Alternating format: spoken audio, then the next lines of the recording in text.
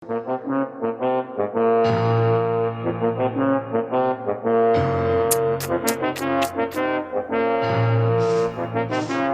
alamat ni Fisto.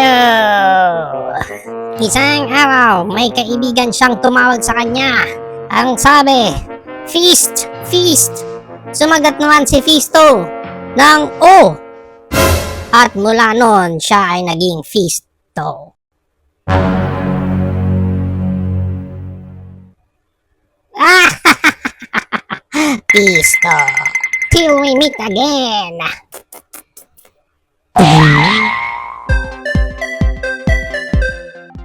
And here's the toy that we're going to review for today. This is the Masterverse, Masters of the Universe Revelation, Fisto. And as you can see here, wala na si Fisto sa loob kasi na-unbox na natin siya nung nag-live tayo. And at the back, meron lang inuupakan dito si Fisto.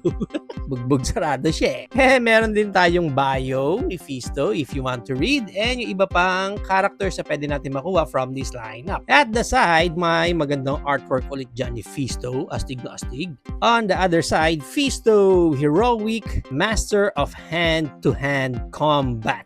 On top, Masterverse, and at the bottom, barcode and stuff. Pag na-unbox natin si Fisto, isa lang yung kanyang accessories. Ito lang yung included sa kanya, which is yung kanyang purplish silver na sword. Ganda naman yung pagkakagawa, although medyo hindi ko lang gusto yung pagkaka-paint up doon sa connection ng blade niya hanggang doon sa hawakan. And also, mas maganda kung may brown sana itong hawakan niya dyan. Overall, okay naman yung sword niya. Okay naman, at least may kasama siyang sword. Let's move right along na dito kay Fisto. Check muna natin yung overall details niya. Wherein, gustong gusto ko talaga yung face sculpt niya. Gusto ko yung pagkakagawa dun sa beard niya. And then, ang ganda kasi na expression din ng mukha niya. So, napaka-astig talaga. And also, yung hair niya, orange na orange. Yun. Ganda. Ang ganda nung face dito ni Fisto. And then, of course, yung kanyang right hand na kamay na bakal. Hindi naman siya tatawaging Fisto kung hindi ganyan yung kamay niya. Ganda. Parang may mga konting opening lang sa akin. Yung, I don't know kung copy ko lang to or sa lahat is ganyan. Pero yan pa iba niyang details. And then yung kanyang armor. Yan. Pagdating sa kanyang boots is wala nang paint dun sa mga parang tali niya sa boots. Talagang all purple na lang siya. Ito naman yung details pa niya sa likod. So, maayos. Maganda naman itsura dito ni Fisto. Para sa kanya, ang articulation sa head niya, narorotate yan. 360. May konting look up. Medyo sumasabit na yung hair niya sa likod. And look down, maganda yung look down niya. And para sa kanya, ang Creed moment, meron siyang arms wide open na ganyan. Parang medyo loose na itong sa akin. Sobrang bigat yata ng bakal na kamay. Medyo loose na. And of course, narorotate yan 360. Ganon din sa bicep niya. And double joint yung kanyang elbow na medyo matigas itong part na to. Matigas talaga eh. Itong part nung pagkaka-double joint dito ni Fisto. Pero double jointed yan yung elbow niya dyan. Next, sa kamay niya, narorotate 360 and merong up na ganyan and down na ganyan. Meron siyang articulation din dito sa ab crunch niya.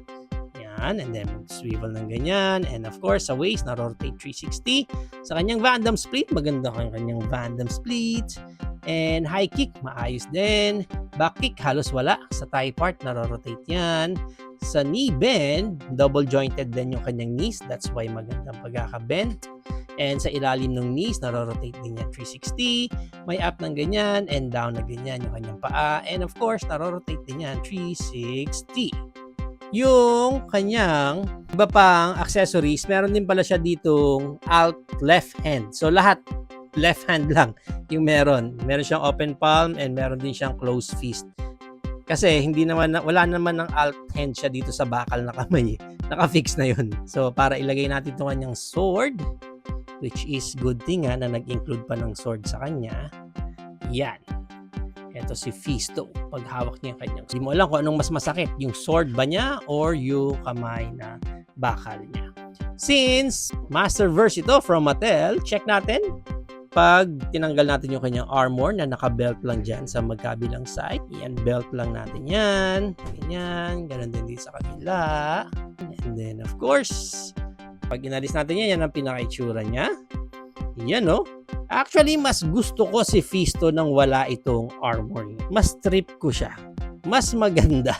Alam mo yung parang napapanood natin sa mga movies, Hollywood movies, mga barbaric, mga barbarian, or parang Scottish na warrior, di ba? So, ang ganda eh. Ang ganda ng build ng katawan niya. I think nag-complement doon is yung balbas talaga niya. Parang napaka-astig talaga. Para siyang mythological character or something. Basta there's something sa kanya na pag wala yung armor niya, mas astig si Fisto. Wag ko na kayang ikabit itong armor niya, no? Pero yan, yun lang naman ang pwedeng matanggal sa kanya kasi itong nasa wrist niya is naka-glue na yan eh. So, yan, di ba? Mas astig, oh. Mas astig. Para sa height ni Fisto, ang height niya is around almost 7 inches siya. So mga nasa close na lang natin siya sa 7 inches.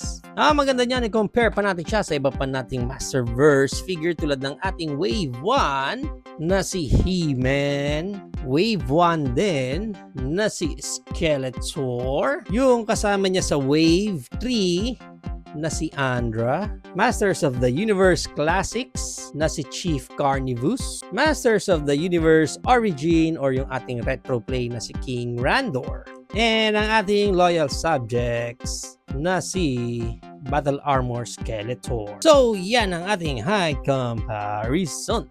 If you are planning to avail this Masterverse Fisto Wave 3, ang price range niya, SRP is 1,800 pesos. But, depende yan kung saan kayo makaka-avail ng specific copy ninyo kasi most likely, isa to sa mga wave na usually nagsisale na talaga or mas lower na yung price nila.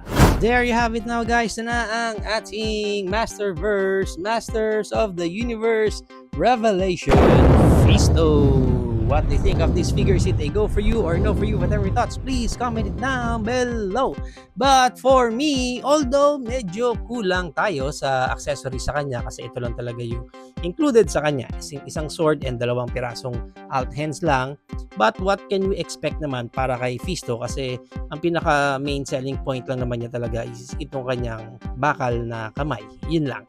Ang downside for me, I think overall sa copy lang natin kasi yun nga, makikita nyo naman dyan na medyo loose na talaga itong right arm niya sa sobrang bigat nga yata talaga ng kanyang Iron Fist.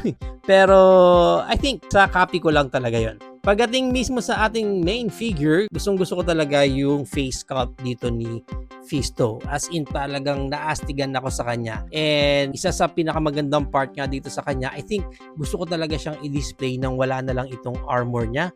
Kasi parang mas realistic and parang mas naastigan talaga ako dito kay Fisto pag wala siyang armor. Parang ang sarap lagyan ng paints, parang warrior paint or something na parang mas magiging astig pa talaga siya. So kita nyo naman yung look na yan. Ang astig.